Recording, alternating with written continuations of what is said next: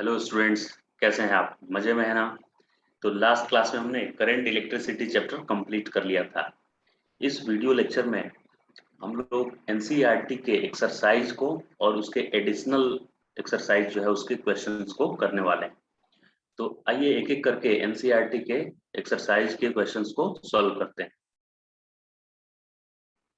इस सॉल्यूशन को देखने के बाद अगर आपको किसी पर्टिकुलर क्वेश्चन में लगे कि ये आपका क्लियर नहीं हुआ, थोड़ा और डाउट रह गया है, तो कमेंट बॉक्स में उस क्वेश्चन का नंबर लिखें, क्वेश्चन नंबर, और क्या डाउट रह गया है वो भी आप कमेंट बॉक्स में लिख सकते हैं। मैं फिर से उस पर सेपरेट वीडियो एक बना दूंगा। तो एक बार इसका आप क्विक रिकैप खुद से मेरा पुराना वीडियो देखकर और करंट इलेक्ट्रिसिटी का कर लीजिएगा। किरचॉफ्स लॉ कैसे अप्लाई करते हैं, उसमें साइन कन्वेंशन कैसे लेते हैं किरचॉफ्स लॉ में, और किरचॉफ्स जंक्शन रूल क्या है, ये सारी कॉन्सेप्ट को, और बैटरी कॉम्बिनेशन ऑफ सेल से इक्विवेलेंट कैसे निकालते हैं, इक्विवेलेंट कितना होगा किसी सेल का, ईएमएफ और इक्विवेलेंट रेजिस्टेंस कितना होगा, मतलब बहुत सारे सेल अगर हैं लगे हुए तो उन सबको कंबाइन करके हम एक ही सेल से रिप्लेस करना चाहते हैं तो कितने वोल्ट का होना चाहिए वो, और इंटरनल रेजिस्टेंस कितना होना चाहिए। इसके अलावा ड्रिफ्ट वेलोसिटी का भी कॉन्सेप्ट वीडियो में जाकर देख लीजिएगा। तो आइए स्टार्ट करते हैं हम लोग सॉल्व करना एक्सरसाइज। फर्स्ट फर्स्ट क्वेश्चन में है the storage battery of a car has an EMF of 12 volt. तो जो भी क्वेश्चन में गिवन होगा, फिजिक्स के न्यूमेरिकल को करने का क्या प्रोसेस होना चाहिए, तो 3 स्टेप्स फॉलो करेंगे हम लोग। फर्स्ट स्टेप में गिवन लिखना होता है, क्या क्या गिवन है, और सेकेंड स्टेप में क्या लिखना पड़ता है, गिवन के अलावा अननोन क्या है, क्या रिक्वायर्ड है इस क्वेश्चन में, फाइंड आउट क्या करना है। और थर्ड स्टेप में हम लोग देखेंगे कि ये गिवन और अननोन को रिलेट करने वाला कोई फॉर्मूला है क्या। तो जनरली ऐसे बोर्ड एग्जाम के 90% क्वेश्चन इस प्रोसेस से सॉल्व हो जाएंगे आपसे। फर्स्ट स्टेप में गिवन लिखेंगे, सेकेंड स्टेप में क्या अननोन है लिखेंगे, और थर्ड स्टेप में कोई फॉर्मूला याद करने की कोशिश करेंगे कि क्या फॉर्मूला है जो गिवन अननोन को रिलेट कर रहा है। और बाकी उसके बाद कैलकुलेशन अगर आसान है उस क्वेश्चन का तो इजीली सॉल्व हो जाएगा। तो सबसे पहले गिवन देखिए, लिखते हैं हम इस क्वेश्चन में क्या क्या given. The storage battery of car has an EMF 12 volt. जो बैटरी है उसका ईएमएफ दिया हुआ, ईएमएफ का ऐसा सिंबल होता है, ईएमएफ इक्वल टू, इसको मुझे लिखना है 12 वोल्ट, तो मैं इसको लिख देता हूँ 12 वोल्ट, ये गिवन है। If the internal resistance of the battery is 0.4 ohm, internal resistance के लिए स्मॉल आर सिंबल है, इंटरनल रेजिस्टेंस मैंने लिख दिया 0.4 ohm. What is the maximum current that can be drawn from the battery. Maximum current कितना ये battery supply करेगा। तो इस क्वेश्चन में अननोन है करंट, ये कितना सप्लाई करेगा करंट। तो ओम्स लॉ से हम लोग देखे हैं कि ओम्स लॉ क्या बोलता है, ओम्स लॉ के अकॉर्डिंग कि करंट होता है total EMF upon total resistance. तो क्या इसमें एक्सटर्नल रेजिस्टेंस कुछ है क्या, storage battery of car has EMF 12 volt, internal resistance of battery 0.4, what is the maximum current, यानी एक्सटर्नल कुछ नहीं लगाया हुआ है, खाली इंटरनल रेजिस्टेंस है। तो मतलब इस बैटरी को आपको डायरेक्ट, ये बैटरी को क्या करना है, ऐसे डायरेक्ट वायर से कनेक्ट कर देना है, और इसका खुद का इंटरनल रेजिस्टेंस है। तो इसमें करंट कितना फ्लो करेगा, तो EMF upon total resistance, total resistance तो सिर्फ स्मॉल आर है, कुछ भी एक्सटर्नल है ही नहीं। तो देखा आपने फर्स्ट स्टेप में मैंने क्या किया, इस ये गिवन हो गया, ये मेरा अननोन हो गया ये, और थर्ड स्टेप में मैंने फॉर्मूला लिख दिया है कि current equal to EMF upon total resistance, EMF 12 और टोटल रेजिस्टेंस 0.4। तो पॉइंट यहाँ से रिमूव करेंगे तो 0 आएगा, और ये 4 3 से कैंसिल हो जाएगा, 12 कैंसिल होगा, 4 इंटू 3 12 होता है। तो 30 एम्पियर करंट आ रहा है इस सर्किट में। मैक्सिमम करंट कितना फ्लो करेगा, 30 ampere. So this is our answer. Okay,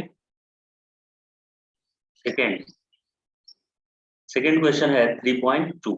3.1 हो गया सबका, 3.2 a battery of EMF 10 volt and terminal internal resistance 3 ohm. तो यहाँ भी देखिए मैं इसमें लिख रहा हूँ क्या क्या गिवन है, देखिएगा ईएमएफ मैंने लिख दिया 10 वोल्ट, 10 वोल्ट का ईएमएफ है।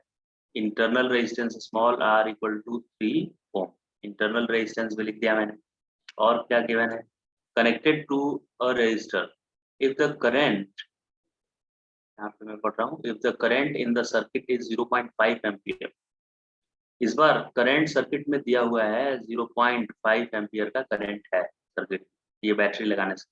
What is the resistance of the resistor, मतलब एक एक्सटर्नल रेजिस्टर भी है, बैटरी का खुद इंटरनल रेजिस्टेंस के अलावा ये इंटरनल रेजिस्टेंस होगा इसका, और एक कुछ एक्सटर्नल भी रेजिस्टर लगाया हुआ है, और यही एक्सटर्नल रेजिस्टर कितना है वो आपको पता करना है। आर, ये स्मॉल आर है और ये ईएमएफ है, तो रेजिस्टर कितना होना चाहिए। What is the terminal voltage, दो क्वेश्चन है इसमें, एक तो पूछ रहा है कि एक्सटर्नल रेजिस्टेंस कितना होगा, और एक और अननोन है इसमें, terminal voltage of the battery when the circuit is closed. Close का मतलब होता है ऑन, क्लोज का मतलब क्या होता है ऑन। अगर ये स्विच ऑन है तो टर्मिनल वोल्टेज क्या होगा, टर्मिनल वोल्टेज मतलब देखिए यहाँ से और यहाँ अगर वोल्ट मीटर आप कनेक्ट कर दें तो उस वोल्ट मीटर का क्या रीडिंग होगा, यही पूछ रहा है। मतलब दो अननोन, एक आर है अननोन और एक टर्मिनल वोल्टेज भी पूछ रहा है कि भी कितना होगा। अब ये वोल्ट मीटर पता है क्या रीडिंग देगा, वोल्ट मीटर रीडिंग देता है ईएमएफ माइनस आई आर, इतना रीडिंग देता है ये वोल्ट, मतलब जो एक्चुअल ईएमएफ है इसका, उससे ये इंटरनल रेजिस्टेंस कितना कंज्यूम कर लिया है वो सब्ट्रैक्ट करके रीडिंग आएगा यहाँ पे टर्मिनल वोल्टेज का। तो फर्स्ट पहले करते हैं रेजिस्टेंस फाइंड आउट करने की कोशिश करते हैं पहले। तो रेजिस्टेंस कैसे फाइंड आउट करेंगे, तो वही Ohm's law, current equal to, current equal to क्या होता है total EMF upon total resistance, तो यहाँ आर प्लस आर हो जाएगा रेजिस्टेंस, एक्सटर्नल रेजिस्टेंस आर और ये बैटरी का खुद का रेजिस्टेंस स्मॉल आर। तो करंट तो गिवन है इस क्वेश्चन में कितना है 0.5, ईएमएफ भी गिवन है क्या 10 वोल्ट, एक्सटर्नल रेजिस्टेंस नहीं गिवन है, इंटरनल रेजिस्टेंस कितना है R3 दिया हुआ है तो +3। अब इसको क्रॉस मल्टीप्लाई करेंगे, क्रॉस मल्टीप्लाई तो क्या कैपिटल आर यहाँ से फाइंड आउट कर पाएंगे, देखिए क्रॉस मल्टीप्लाई मैं कर रहा हूँ, आर इंटू 0.5 तो 0.5 R plus 0.5 into 3 1.5 equal to 10। अब ये 10 और ये 1.5 इधर सब्ट्रैक्ट हो जाएगा क्या, तो 10 में से 1.5 किया तो कितना बचेगा इसमें 8.5, और यहाँ 0.5 डिवाइड कर दीजिए 0.5, तो रेजिस्टेंस आ गया 8.5 बाई 0.5, पॉइंट से पॉइंट कैंसिल किए तो ये कितना आ जाएगा, इसको डिवाइड करने पे ये कितना आ जाएगा 1 से जाएगा क्या 1, और ये यहाँ आ जाएगा 1 से जाएगा तो 3 35 17 आ गया, देखिए पॉइंट से पॉइंट हटा दिए तो 17 ओम आ रहा है, यानी जो रेजिस्टेंस है एक्सटर्नल कितने ओम का है 17 ओम का रेजिस्टेंस है, राइट।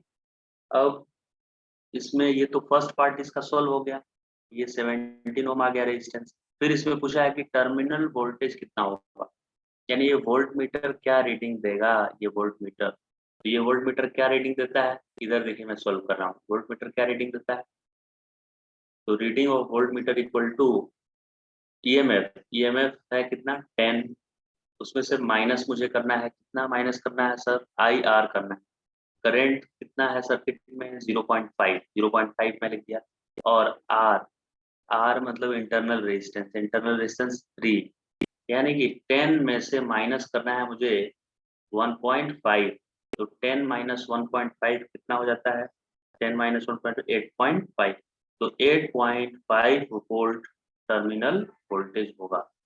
तो दोनों क्वेश्चन का आंसर देखिए आ गया, ये एक्सटर्नल रेजिस्टेंस आया 17 ओम और terminal voltage across the battery 8.5 volt आया, है ना, आसान क्वेश्चन ये। चलिए नेक्स्ट क्वेश्चन पे हम लोग थर्ड क्वेश्चन पे चलते हैं। थर्ड क्वेश्चन क्या है, ये 3 resistor 1 ohm 2 ohm and 3 ohm are combined in series, what is the total resistance of combination। ये तो एकदम आसान है, सीरीज में तो डायरेक्ट ऐड हो जाता है, तो टोटल रेजिस्टेंस हो जाएगा तीनों का सम 1 + 2 + 3, यानी कि 6 ओम। टोटल रेजिस्टेंस कितना आ गया आंसर 6 ओम आ गया टोटल रेजिस्टेंस। राइट, एकदम इजी है ना। अब नेक्स्ट क्वेश्चन इसका है, सेकेंड पार्ट भी है इस क्वेश्चन का, बी पार्ट। बी पार्ट में क्या फाइंड करने के लिए बोला है, देखिए, if the combination is connected to a battery of 12 volt, मतलब नेट रेजिस्टेंस तो 6 आ गया, ठीक है। अब इसको 12 वोल्ट से कनेक्ट कर दिए, एंड नेग्लिजिबल इंटरनल रेजिस्टेंस नहीं लेना है उसका। Obtain the potential drop across each resistor. पहले सर्किट बनाना पड़ेगा, तीनों रजिस्टर अलग अलग बनाना है। 1 2 ओम का, ये 3 ओम का, यहाँ मैं लिख दे रहा हूँ 1 ओम का है ये 2 ओम, ये 3 ओम का है। और इसको 12 वोल्ट से लीजिए कनेक्ट कर दिए, ये 12 वोल्ट हो गया हमारा, 12 वोल्ट। तो obtain the potential drop each resistor, अलग अलग बताना है, सारे रजिस्टर में अलग अलग कितना वोल्टेज ड्रॉप होगा। तो इसमें अगर मैं वोल्ट मीटर लगा दूं इसके पैरेलल में, तो ये कितना रीडिंग देगा अलग से बताइए, ये वोल्ट मीटर कितना रीडिंग देगा अलग से, और ये वोल्ट मीटर का रीडिंग अलग से बताना है। तो देखिए तीनों तो सीरीज में है, तो सीरीज में पहले करंट निकाल लेते हैं कितना है कि नहीं। तो सीरीज में कैसे करंट निकलेगा, तो current equal to, Ohm's law क्या बताता है कि current equal to total EMF by total resistance, जो कि 6 आया है, टोटल रेजिस्टेंस 6 यानी 2 एम्पियर। इस सर्किट में कितना करंट फ्लो करेगा, 2 एम्पियर। 2 एम्पियर करंट बैटरी ने सप्लाई किया, सीरीज है तो सब में सेम करंट जाएगा। अब वो वोल्ट मीटर में ऊपर करंट नहीं जाएगा, इधर नहीं जाएगा करंट, क्योंकि इसका रेजिस्टेंस वो आइडियल वोल्ट मीटर का इनफाइनाइट होता है रेजिस्टेंस, तो उधर करंट जाएगा ही नहीं। सीरीज में करंट जाएगा ऐसे सब में, तो सब में 2 एम्पियर करंट जाएगा। तो अब 1 ओम के लिए आप अलग से ओम्स लॉ लिखिए। तो Ohm's law V equal to I R में V क्या होता है कि ये कितना वोल्टेज खा रहा है, ये रजिस्टर कितना वोल्टेज कंज्यूम कर रहा है, वही तो मिलता है V equal to I R से, ओम्स लॉ से। या दो दो क्वेश्चन का सेम आंसर होता है V equal to I R. या तो आपको पूछे कि ये रजिस्टर कितना वोल्टेज खा रहा है, तो भी उसके across V equal to I R निकाल दीजिए। या पूछे कि इस रजिस्टर के अक्रॉस वोल्टेज कितना है या पोटेंशियल डिफरेंस कितना है, तो भी आपको V equal to I R ही लिखना है। तो V equal to I R में V क्या होता है, या तो होता है voltage consume by a resistor, या होता है पोटेंशियल डिफरेंस, पीडी मतलब potential difference, across a resistor, across a resistor. दोनों का आंसर सेम होगा। तो मुझे पोटेंशियल डिफरेंस पूछा है कितना है, तो V equal to I R मैं लिख दिया। तो I तो सब में सेम है, अब जिसका मैं रेजिस्टेंस लिखूंगा ना उसी के अक्रॉस पोटेंशियल डिफरेंस मुझे मिलने वाला है। तो मैं 1 लिखूंगा तो 1 के अक्रॉस पोटेंशियल डिफरेंस हो जाएगा 2 वोल्ट, और जब मैं ये 1 लिख दे रहा हूँ यानी 1 के अक्रॉस का वोल्टेज मिला। अगर मुझे 2 के अक्रॉस का वोल्टेज चाहिए, तो आई आर में करंट तो सेम है सबका, और 2 ओम लिख दूंगा मैं, तो 4 वोल्ट हो गया, 4 वोल्ट। यानी ये 2 ओम का जो रेजिस्टर है ना, उसके क्रॉस पोटेंशियल डिफरेंस कितना है, 4 है, यानी ये वाला इसके क्रॉस 4 वोल्ट ड्रॉप होगा। वैसे ही V3 मतलब 3 ओम वाला रेजिस्टर, ये वाला रेजिस्टर ब्लैक से मैं जो कर रहा हूँ, उसके क्रॉस कितना ड्रॉप होगा वोल्टेज, तो करंट कितना जा रहा है 2 एम्पियर, कितना रेजिस्टेंस है उसका 3, तो बस आई आर लिखना है, करंट इंटू रेजिस्टेंस, तो 3 इंटू 6 हो गया, यानी 6 वोल्ट कंज्यूम कर रहा है ये। तो इस 12 वोल्ट का कैसे बंटवारा हुआ, कैसे कैसे सबने कंज्यूम किया, कौन कितना कंज्यूम किया, देखिए। तो इस 12 वोल्ट में से ये वन वन जो था ना, ये ले गया कितना, 2 वोल्ट ले गया, और ये 2 जो था वो ले गया 4 वोल्ट, 4 वोल्ट, तो 4 और 2 6 हो गया, और ये 3 कितना खाएगा, तो 6 खाएगा ये, तो 6 प्लस 4 प्लस 2 12 आ गया। जितना इसका वोल्टेज था तीनों मिलकर उतना कंज्यूम कर लिए, एनर्जी भी कंजर्व रहा है यहाँ। तो इस तरह से आप अलग अलग रजिस्टर में कितना वोल्टेज ड्रॉप आता है फाइंड कर सकते हैं। तो थर्ड क्वेश्चन का पार्ट बी भी मुझे लग रहा है आपको समझ में आ गया होगा, थर्ड क्वेश्चन का पार्ट बी। फोर्थ क्वेश्चन में क्या है, देखिए यहाँ फोर्थ करने वाले हैं, ये तीनों हो गया, फर्स्ट सेकेंड थर्ड हो गया, fourth. 3 resistors 2 ohm 4 ohm and 5 ohm, देखिए एक 2 ओम का है, एक 4 ओम का है, 5 ओम का है, आर कनेक्टेड इन पैरेलल।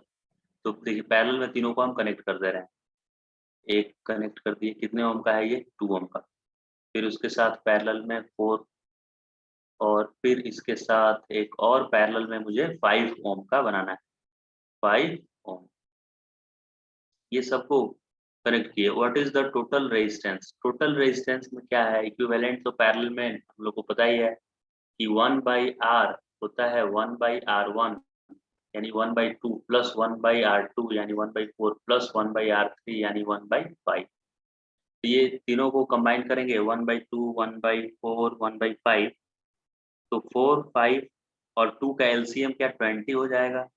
तो मैं क्या इसको ऐसे लिख सकता हूँ कि 1/r इक्वल टू, इधर 20 एलसीएम मैं ले लूंगा तो इधर कितना कितना सम आएगा 10, इधर 10 आ गया, फिर 5 आ गया, यहाँ पे क्या आ जाएगा 4 आ जाएगा, तो टोटल आ गया 19/20। तो ये इक्विवेलेंट रेजिस्टेंस 19/20 नहीं हुआ, इसका रेसिप्रोकल करना पड़ेगा ना, क्योंकि 1/r आया है। तो r इक्वल टू क्या आएगा, उसका रेसिप्रोकल कीजिए तो 20/19 आया। तो इस क्वेश्चन का आंसर 19/20 नहीं हुआ, 20/19 हुआ। ऐसा तो फर्स्ट पार्ट हो गया इसका इक्विवेलेंट रेजिस्टेंस। फिर सेकंड पार्ट में क्या इसका बोल रहा है कि if the combination is connected to a battery of EMF 20 volt.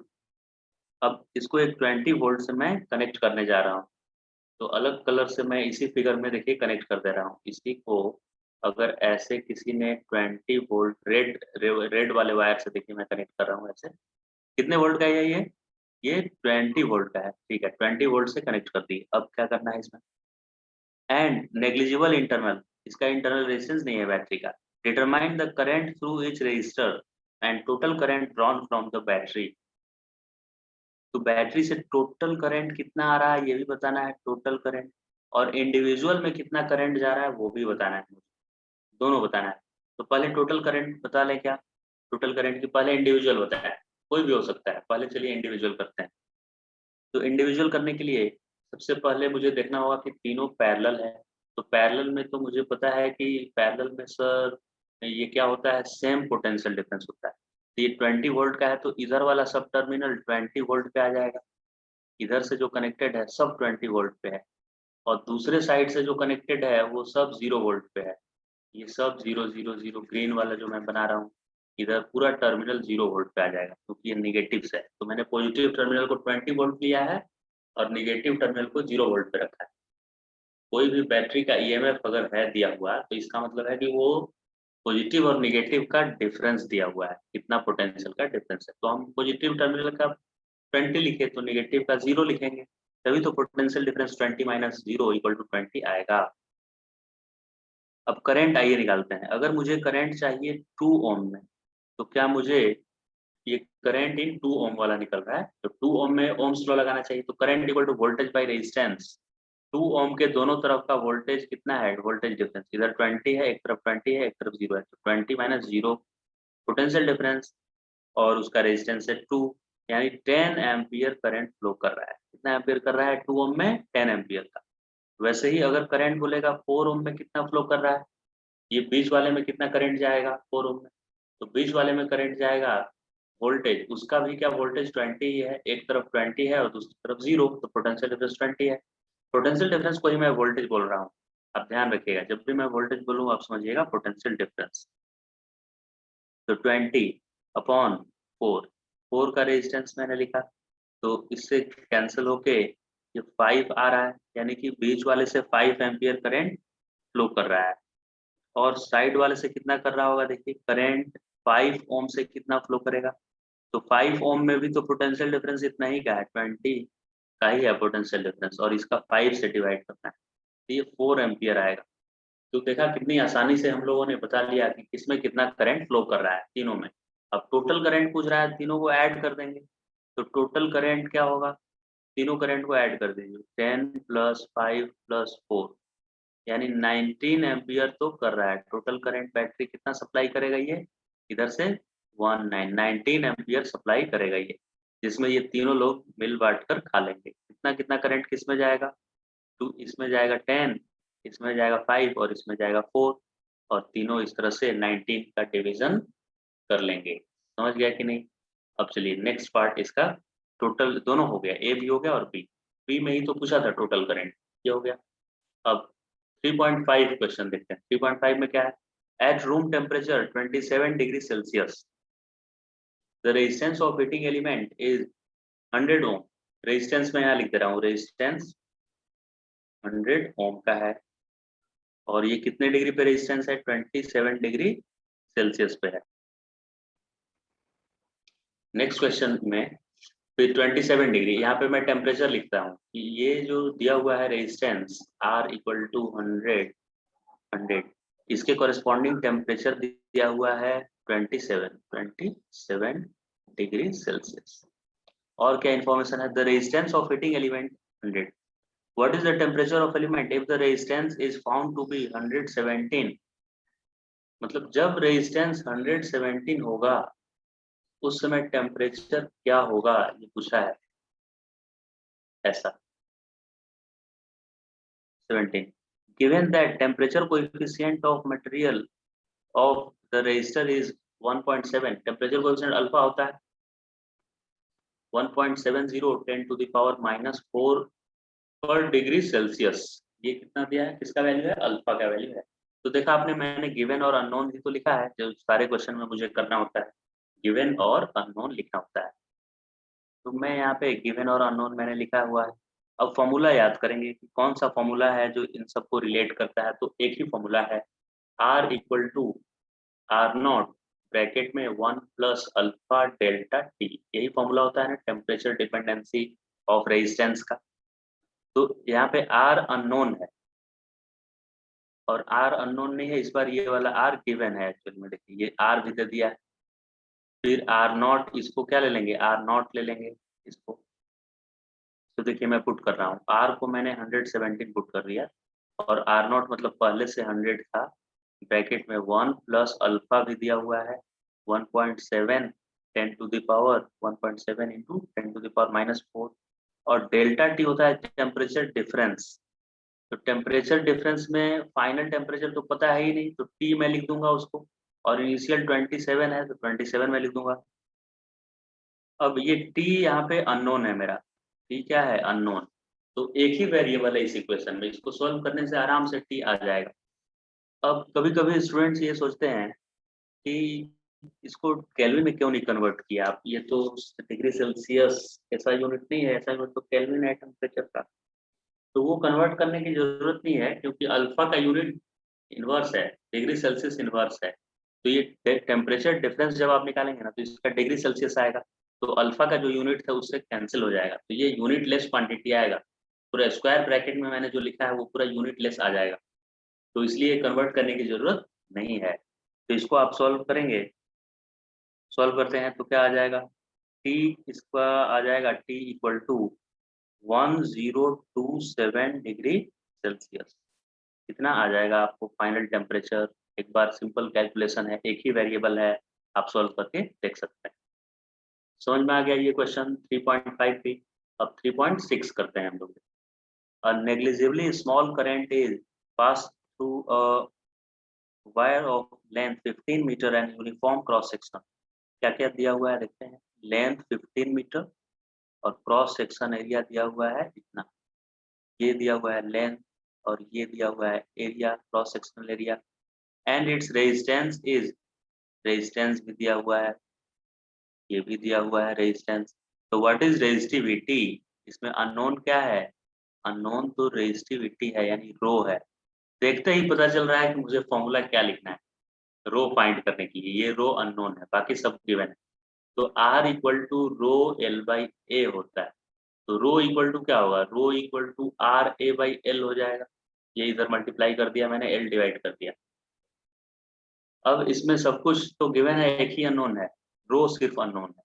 R कितना गिवन है, सब सब्स्टिट्यूट करते हैं। चलिए R दिया है 5 ऐसे, फिर R के बाद एरिया ऑफ क्रॉस सेक्शन, इधर गया area 6 to 10 to the power -7, ये भी दे दिया एरिया। और लेंथ, लेंथ किधर गया? 15 मीटर, ये तो ऑलरेडी एसआई यूनिट में ही दिया है सब, तो डायरेक्ट मेरा आंसर एसआई यूनिट में आ जाएगा। तो ये सारे वैल्यू सब्स्टिट्यूट करने के बाद इसको सिंप्लीफाई कीजिए तो ये आ जाना चाहिए 2 into 10 to the power -7 ohm metre. SI unit of resistivity क्या होता है? Ohm metre. तो ये आंसर हो जाएगा। क्लियर है ये भी? तो ये कौन सा क्वेश्चन हमने किया अभी? 3.6। आइए 3.7 करते हैं। 3.7 में क्या है? A silver wire has resistance 2.1 at 27। देखिए एक रेजिस्टेंस इस टेम्परेचर पे दिया हुआ है, ये रेजिस्टेंस और ये कुछ टेम्परेचर है। And resistance of 2.7 at 100 degree Celsius. दूसरा भी कंडीशन दिया है, 100 डिग्री सेल्सियस पे भी दिया हुआ है। तो दो दो रेजिस्टेंस ये दिया हुआ है, दो डिफरेंट सिचुएशन के लिए। इसको मैं बोल दे रहा हूँ, ये भी रेजिस्टेंस है और ये कुछ temperature. Determine the temperature coefficient of silver, यानी अल्फा पूछा है। टेम्परेचर कोएफिशिएंट किसको बोलते हैं? अल्फा को बोलते हैं। तो कितना आसान है ये, देखिए टेम्परेचर डिपेंडेंसी वाला फॉर्मूला लिख देंगे कि R equal to R naught bracket में 1 प्लस अल्फा डेल्टा टी। अब R equal to R naught में मुझे क्या यहाँ लिख देना चाहिए, जल्दी से बताइए क्या लिखना चाहिए मुझे। R इक्वल टू ले लेता हूँ मैं 2.7 और R नॉट ले लेता हूँ मैं 2.1 और 1 प्लस अल्फा तो अननोन है। टेम्परेचर डिफरेंस कितना से कितना चेंज हुआ है, 100 हो गया है। और पहले से कितना टेम्परेचर था, पहले से टेम्परेचर था देखकर बताइए 27.5, 27.5 है ना, पहले से 27.5 ये वाला टेम्परेचर। तो इसमें कितना वेरिएबल है आप देख सकते हैं, सिर्फ अल्फा ही तो वेरिएबल है, बाकी सब कुछ दिया हुआ है। एक ही वेरिएबल है ना इसमें। तो इसको सॉल्व करेंगे इस इक्वेशन को, तो अल्फा इक्वल टू क्या आ जाएगा आपका आंसर, 0.0039 पर डिग्री सेल्सियस। इतना अल्फा आ जाएगा। टेम्परेचर कोएफिशिएंट ऑफ रेजिस्टेंस की वैल्यू होगी। ओके 3.8 ये करने वाले हैं, ये वाला। ये सब हो गया, ये सब हो गया, टिक कर देते हैं इसको, 1 सब हो गया, सब। अभी 3.8 में क्या है, a heating element using nichrome connected to a 230 volt supply. Nichrome एक है हीटिंग एलिमेंट, उसको 230 वोल्ट सप्लाई से कनेक्ट किया, ठीक। अब उसमें करंट कितना आ रहा है, 230 वोल्ट सप्लाई से कनेक्ट किए तो 3.2 एम्पियर करंट आया उसमें, 3.2। अब इसका नेक्स्ट पेज में दिया है शायद क्वेश्चन, नेक्स्ट पेज में आप आ जाते हैं। ये याद रखना है, 230 से कनेक्ट किए तो 3.2 करंट दिया, 230 और 3.2 ये याद रखना है। फिर नेक्स्ट पार्ट यहाँ है उसी क्वेश्चन का, सेम क्वेश्चन का। ये पिछले क्वेश्चन से क्या क्या हम लोग देख लिए हैं कि इसमें गिवन था 230 से कितना था, 3.2 था क्या, 3.2 एम्पियर, और इतना वोल्ट सप्लाई दिए, इतने वोल्टेज का सप्लाई देने से 3.2 एम्पियर का करंट ये दे रहा था, 3.2 एम्पियर का, राइट। अब आगे है steady value of 2.8 ampere. Steady value क्या दिया हुआ है, ये तो 3.2 एम्पियर करंट हो गया, तो ये स्टेडी वैल्यू क्या है। तो इसमें दो दो क्यों दिया हुआ है बताइए करंट, एक बार 2.8 है, पहली बार 3.2 था। इसका मतलब कि दो रेजिस्टेंस भी मिलेगा, दो करंट का वैल्यू दिया हुआ है सेम वोल्टेज के लिए, तो दो रेजिस्टेंस मिलेगा। यानी R1 रेजिस्टेंस वो होगा जब शुरू में उसको कनेक्ट किए होंगे और बाद में उसका रेजिस्टेंस चेंज हो गया होगा, वो R2 होगा रेजिस्टेंस, है ना। तो R1 की कैसे मिलेगा मुझे, रेजिस्टेंस होता है वोल्टेज बाई करंट 230/3.2, ये पहला रेजिस्टेंस हो गया। इसको डिवाइड करके होता है 230/3.2 कितना आ रहा है, 71.87 ओम आ रहा है क्या, कितना आ जाएगा। ये पहले इसका रेजिस्टेंस, फिर बाद में आपको पता है कि कंडक्टर का रेजिस्टेंस बढ़ जाता है टेम्परेचर बढ़ने से, तो इसका रेजिस्टेंस बढ़ गया, कितना हो गया बढ़ के। तो इस बार फिर से रेजिस्टेंस 230 तो वोल्टेज है और करंट इस बार 2.8 हो गया, तो 2.8 से इस बार डिवाइड करेंगे, ये आ जाएगा 82.14 ओम। यानी रेजिस्टेंस चेंज हो गया, पहले रेजिस्टेंस कुछ और था और अब रेजिस्टेंस कुछ और हो गया है, चेंज हो गया रेजिस्टेंस। अब दो दो रेजिस्टेंस दिया हुआ है, टेम्परेचर कितना दिया है, एक ही टेम्परेचर दिया है खाली, ये इसका शुरू में टेम्परेचर 27 डिग्री सेल्सियस। तो ऑब्वियसली ये टेम्परेचर पूछा होगा कि कितने टेम्परेचर पे ऐसा हुआ, what is the steady temperature, right, यही पूछा है। बाद में टेम्परेचर कितना हो गया है, टेम्परेचर। अब अल्फा का वैल्यू दिया है क्या, यहाँ देखिए दिया हुआ है, अल्फा तो चाहिए ही, तो फॉर्मूला मैं लिख दूंगा, ये टेम्परेचर पता करना है आपको कितना है टेम्परेचर और अल्फा गिवन है। तो देखिए फॉर्मूला मैं यूज करूंगा, R equal to R naught bracket में 1 प्लस अल्फा डेल्टा टी, यही तो होता है फॉर्मूला। तो R कितना दिया हुआ है, फाइनल R बताना है, फाइनल R है सर 82.14 इक्वल टू, पहले से कितना था रेजिस्टेंस 71.87 था, फिर स्क्वायर ब्रैकेट में 1 प्लस अल्फा गिवन है क्या? बिल्कुल गिवन है। कितना गिवन है अल्फा बता दीजिए। अल्फा दिया है ये वाला 1.7 इंटू 10⁻⁻⁴ और डेल्टा टी भी दिया है क्या? Temperature difference. उसमें से एक दिया है एक नहीं दिया है, मतलब ये टी पता करना है और ये टी दिया हुआ है, यानी मैं इसको लिखूंगा T-27। ये वाला टी ही मेरा अननोन है और एक तो T-27 दिया है। तो इस इक्वेशन को ध्यान से आप देखेंगे तो इसमें एक ही वेरिएबल दिखेगा आपको, यानी दूसरे इक्वेशन की जरूरत ही नहीं है हमें, इसी इक्वेशन से सॉल्व हो जाएगा। तो इसको सिंप्लीफाई करिए आप, तो T2 कितना आ जाएगा इसमें? देखिए T2 सिंप्लीफाई करेंगे तो T2, और ये इसी को मैं T2 बोल रहा हूँ, ये T2 है, -27, इसको एक साइड में रख दीजिए और बाकी को एक साइड में ले जाइए। तो एक साइड में ले जाने से हो जाए 82.14 माइनस 71.87 अपॉन, इसको मैं मल्टीप्लाई कर दिया हूँ अंदर, फिर उधर सब्ट्रैक्ट किया ले जाकर लेफ्ट साइड में, 71.87 इंटू 1.7 इंटू 10⁻⁻⁴। इसको जैसे ही सॉल्व करेंगे आपको T2 इक्वल टू आ जाएगा 840.5 प्लस 27, ये इधर जाके प्लस होगा ना, इधर जाके राइट साइड। तो फाइनल आंसर क्या आ जाएगा हमारा? 86, ऐड कीजिए कितना आ रहा है, 867.5, इतना आंसर आ रहा है, इतना डिग्री सेल्सियस।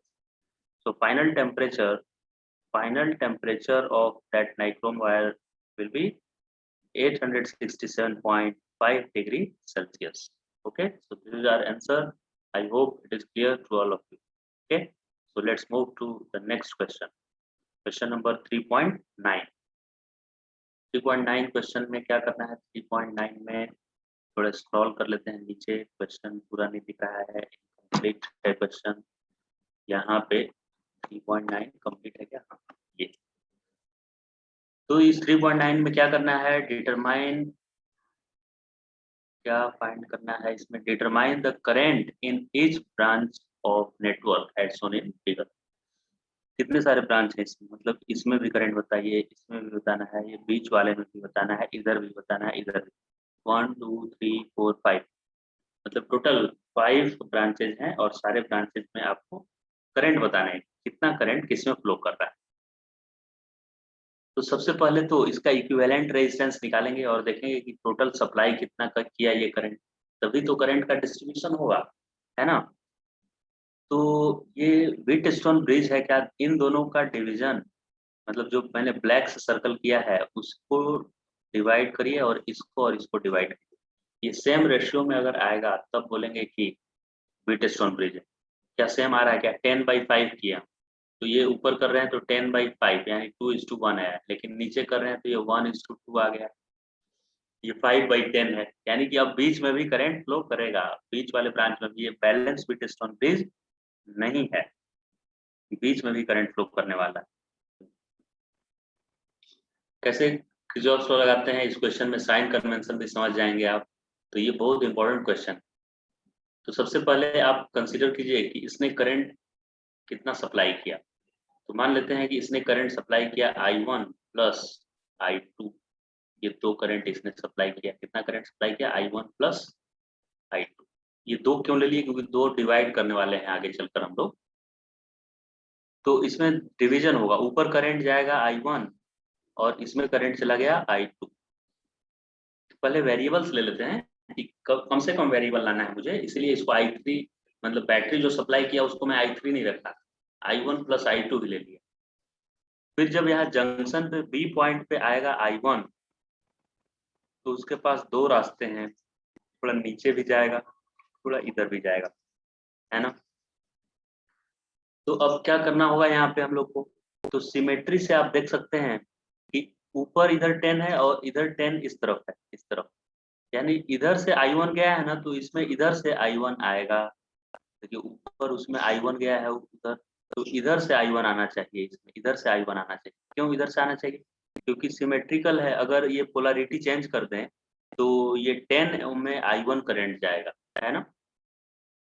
तो इस चक्कर में क्या होगा कि ये ऊपर जो करंट आया है, ऊपर जो करंट गया है ना, उसमें से कुछ पार्ट नीचे आएगा और कुछ इधर जाएगा, BC की तरफ जाएगा और कुछ BD की तरफ जाएगा। अब BC की तरफ कितना जाएगा मुझे पता है, क्योंकि इधर I2 है, इधर 5 ओम वाले में I2 है, तो इधर भी पक्का क्या होगा, I2 होगा, इधर I2 होगा, मतलब इधर से I2 आना चाहिए और इधर से I1 आना चाहिए। फिर से एक बार देख लीजिए क्या मैंने बोल रहा हूँ, ऊपर I1 लिया हूँ मैंने ऊपर में I1 लिया तो इधर से I1 निकलेगा, इस इधर से, और वैसे ही नीचे I2 में लिया था तो ऊपर से I2 निकलेगा, I2 इधर से निकलेगा, क्योंकि ये 5 है तो ऊपर उस साइड में 5 है। अब टोटल ये कितना सप्लाई करेगा, I1 प्लस I2 सप्लाई किया ये टोटल। वैसे आप 3 वेरिएबल लेंगे तो भी कोई दिक्कत नहीं है, अगर आपको नहीं इतना आप नहीं समझ पा रहे हैं कि ये I1 मैंने इधर से लिया तो इसमें क्यों I1 ले रहा हूँ, तो आप एक तीसरा वेरिएबल ले सकते हैं I3, तो उससे भी कोई दिक्कत नहीं है, सॉल्व हो जाएगा प्रॉब्लम। 3 वेरिएबल आएगा और आराम से सॉल्व कर लेंगे। तो मैं यहाँ कम वेरिएबल बनाने के चक्कर में क्या ले लिया हूँ, इधर I1, तो इधर भी क्या आ जाएगा, I1 आएगा, और इधर अगर I2 करंट आया है इधर, तो वापस C पॉइंट पे तो टोटल करंट उतना ही ना रिटर्न मिलता है, I1 प्लस I इतना सप्लाई करता है, जितना करंट गया है उतना ही करंट आएगा इधर, तो I1 प्लस I2, इधर भी क्या आएगा, I1 प्लस I2, तो ऊपर से पक्का क्या आना पड़ेगा, I2 आना पड़ेगा, क्योंकि ये 5 में I2 गया था तो ऊपर से 5 में I2 आएगा। क्लियर हो गया इतना? अब बस किरचॉफ लॉ लगाना है, एकदम आसानी से हो जाएगा। तो यहाँ कितने वेरिएबल्स हैं, 2 ही वेरिएबल हैं सर, 2 ही वेरिएबल है। 2 वेरिएबल तो आसान है करना मेरे लिए, क्योंकि 2 वेरिएबल में तो 2 ही इक्वेशन लिखना पड़ेगा। अब बीच वाले ब्रांच में तो मैंने लिखा नहीं कितना करंट जाएगा बीच वाले में, तो इधर से I1 करंट आया था और I2 इधर चला गया, तो क्या बीच वाले में I1 माइनस I2 गया होगा, ये बीच वाले में, राइट? I1 गया करंट और I2 निकल गया 5 में, तो बीच में बचा कितना, I1 माइनस I2। अब सारे ब्रांचेज में करंट मैंने लिख लिए हैं। अब आइए किरचॉफ्स लॉ लगाता हूँ मैं। किरचॉफ्स लॉ किसमें मैं लगाऊंगा, पहले देखिएगा, इस पॉइंट को D यहाँ पे छूट गया है, D होगा ये पॉइंट ABCD, और इन दोनों पॉइंट का भी नेमिंग कर देते हैं, इसका मैं कर दे रहा हूँ E और इसका F। तो किरचॉफ्स लॉ देखिए मैं सिखा रहा हूँ आपको कैसे लगाना है। कोई भी आप एक क्लोज लूप ले सकते हैं, तो पहला मैं ये लूप ले रहा हूँ, F E A D C F, जहां से शुरू कीजिए वहीं पे आ जाना है मुझे, जहां से स्टार्ट वहीं तक आ जाना है। F से स्टार्ट किए तो F तक आ गए, ऐसे पहले नेम लिख लीजिए अपने लूप का। तो ये एक क्लोज लूप बन रहा होगा, आप देख लीजिए, FEADCF बना ना क्लोज लूप। तो किरचॉफ लॉ लिखते हैं इसमें, आई बहुत ही सिंपल है, आपको चलना शुरू करना है, F से चलना स्टार्ट कीजिए, F से हम चलते गए, तो पहले मुझे मिल गया निगेटिव टर्मिनल बैटरी का, फिर पॉजिटिव मिला, तो यानी लो वोल्टेज पहले मिला फिर हाई वोल्टेज मिला। तो जब भी आप लो वोल्टेज से हाई वोल्टेज की तरफ बढ़ें तो प्लस साइन लगाकर लिखें उस वोल्टेज को, यानी आप ऐसे याद कर सकते हैं कि मैं लो से हाई जा रहा हूँ, मतलब पहले मैं 11th में था और बाद में 12th में चला गया, तो मैं अच्छा काम किया हूँ तो मुझे पॉजिटिव मिलेगा, पॉजिटिव लगेगा। लेकिन पहले आप हाई पे थे और बाद में लो चले गए, पहले 12 में थे बाद में 11th में चले जाएंगे तो डंडे पड़ेंगे, यानी माइनस लगेगा। तो यहाँ पे लो से मैं हाई गया हूँ, इधर लिख भी दे रहा हूँ मैं, देखिए, जब भी आप लो से और हाई की तरफ जाएंगे, तो वोल्टेज से हायर वोल्टेज की तरफ जाएंगे तो प्लस लगेगा आप में, प्लस। लेकिन जब आप पहले हायर लेवल पे थे और बाद में लोअर लेवल पे चले गए, यानी डिक्रीमेंट हुआ, तो माइनस लगेगा। यही तो साइन कन्वेंशन है, इतना सा तो है बस, यही केवीएल है, इससे ज्यादा नहीं है कुछ। तो अब मैं मूव करना स्टार्ट करता हूँ, चलिए कहाँ से कहाँ जाना है सर, पहले F to E चलना है आपको। चलिए तो F से E जा रहे हैं, तो सबसे पहले एक बैटरी मिल गया, अब उसमें भी पहले लो मुझे मिला फिर हाई उसका टर्मिनल मिला, तो लो से हाई तो प्लस लिखना है, ओके, तो +10 लिख देंगे, +10।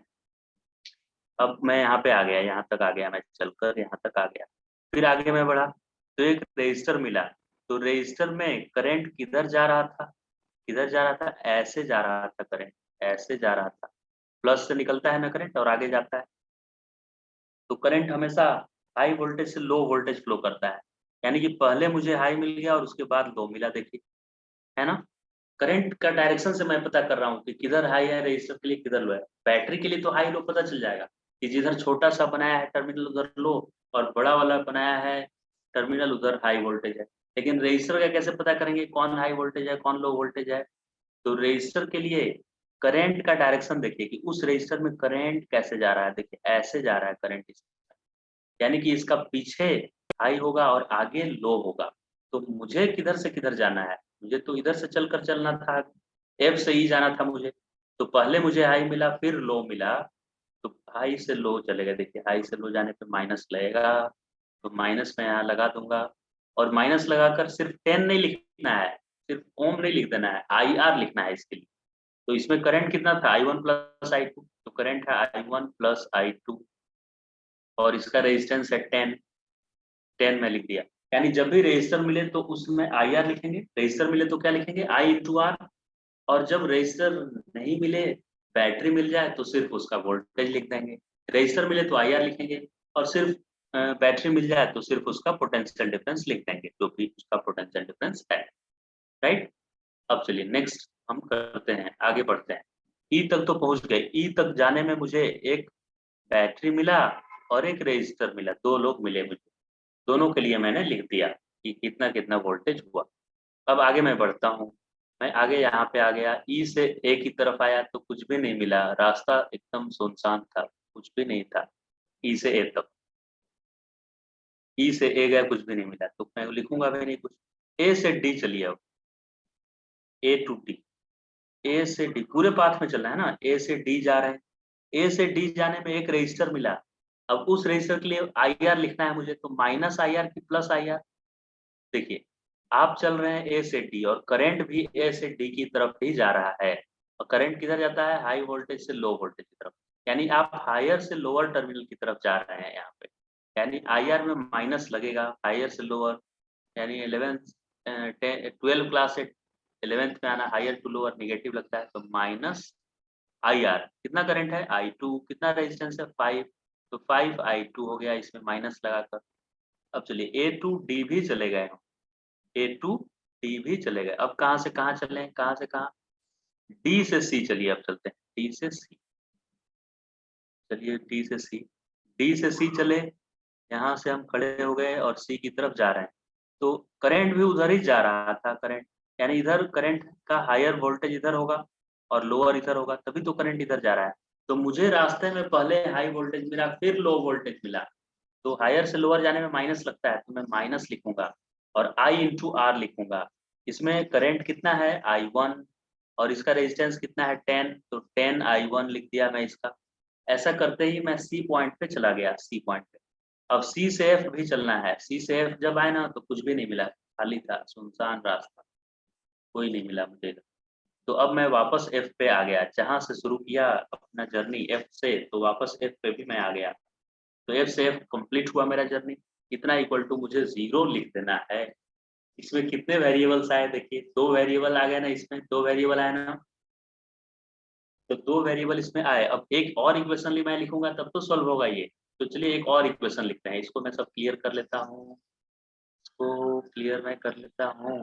अब फिर से मैं सब में लिख दे रहा हूँ कि इसमें कितना करंट मैंने लिया था।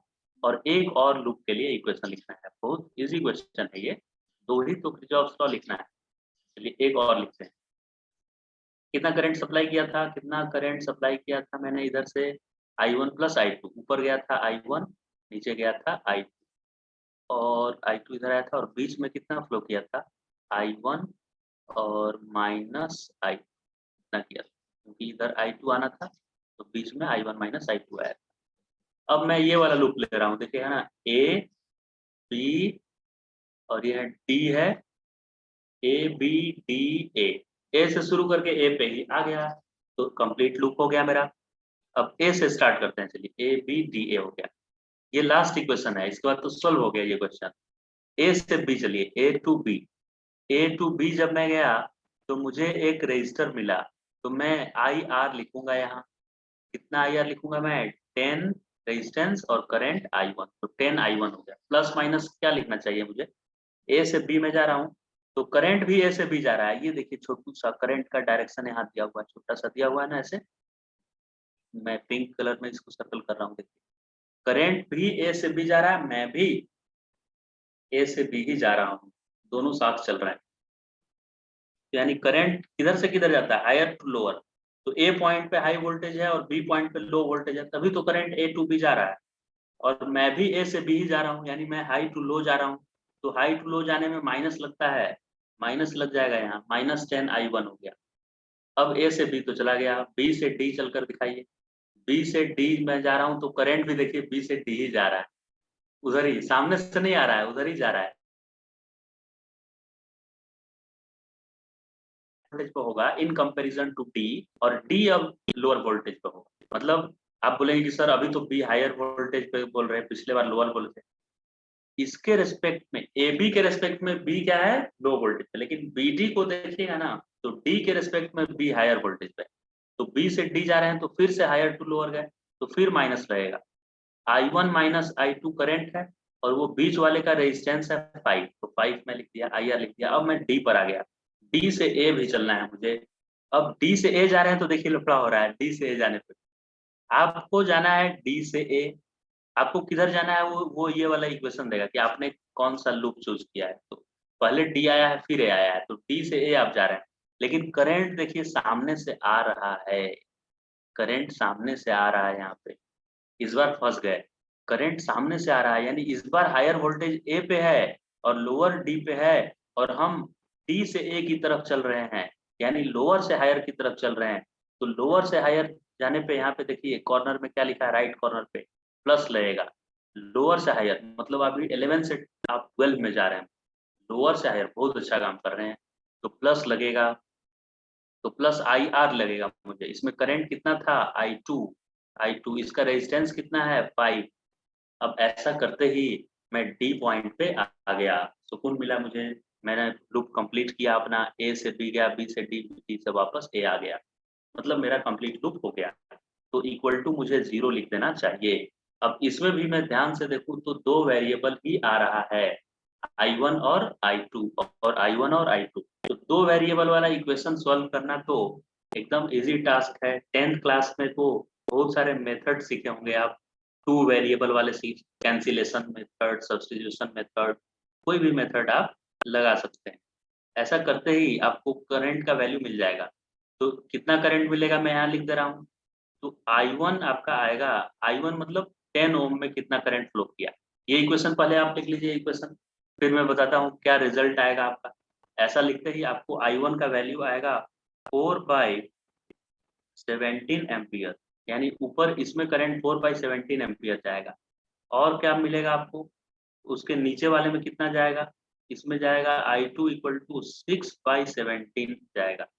यानी इसको मैं क्लियर करूं अगर, तो इसमें जा रहा है 4/17 और इसमें जा रहा है 6/17।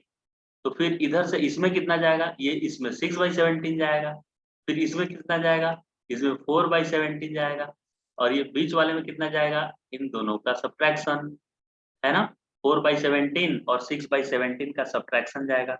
तो बीच वाले ब्रांच में, सिटी ब्रांच में कितना जाएगा, 4/17 माइनस 6/17 कीजिए तो 2/17 आएगा, वो भी माइनस में आ जाएगा, यानी कि ऊपर से नीचे करंट नहीं आएगा। देखिए मैं बता रहा हूँ, ये बीच वाले में जब निकालेंगे ना आप I1 माइनस I2, तो वो देखिए तो 4/17 माइनस 6/17 करने पे -2/17 आ रहा है। तो ये निगेटिव साइन इंडिकेट करेगा कि इसमें करंट आप लिए थे बी से डी, लेकिन सच में इसमें डी से बी फ्लो करेगा। तो negative sign indicate that actual direction of flow of current is opposite to direction of current taken. मतलब आपने बी से डी लिया था तो वो डी से बी फ्लो करेगा, यानी कि करंट जो डी से बी जाएगा वो होगा 2/17। आप बी से डी लिए थे, इसको क्या क्या लिए थे आप, बी से डी, तब आया था -2/17, तो अब क्या आ जाएगा +2/17 and from D to B. अच्छा बैटरी टोटल कितना सप्लाई किया, तो टोटल I1 I2 को जोड़ दीजिए दोनों को, तो total current equal to I1 plus I2, यानी कि 4/17 में 6/17 ऐड कर दीजिए, तो 4 और 6 10/17, यानी ये battery total current 10/17 ampere supply करेगा टोटल करंट। क्लियर हो गया। तो स्टूडेंट्स देखा आपने कितना आसान है सॉल्व करना इस न्यूमेरिकल को, करंट इलेक्ट्रिसिटी के न्यूमेरिकल को। अब आने वाले लेक्चर्स में ये मीटर ब्रिज, ये इंस्ट्रूमेंट है, इलेक्ट्रिकल इंस्ट्रूमेंट है मीटर ब्रिज, तो मीटर ब्रिज का आप थोड़ा कॉन्सेप्ट पढ़ के रखेंगे और नेक्स्ट लेक्चर में हम यहाँ से 3.10 से सॉल्यूशन बनाना स्टार्ट करेंगे। Okay everyone, so thank you so much for watching this video. इस लेक्चर को हम यहीं पे खत्म करेंगे। आपको ये पसंद आया होगा तो अपने दोस्तों के साथ शेयर करें इसको और सब्सक्राइब कर लें चैनल को। और आगे फ्यूचर में हम पूरे एनसीईआरटी का सॉल्यूशन आपको इस चैनल पे आपको मिल जाएगा। हम एक एक करके सारे चैप्टर का अपलोड करने वाले हैं। ओके।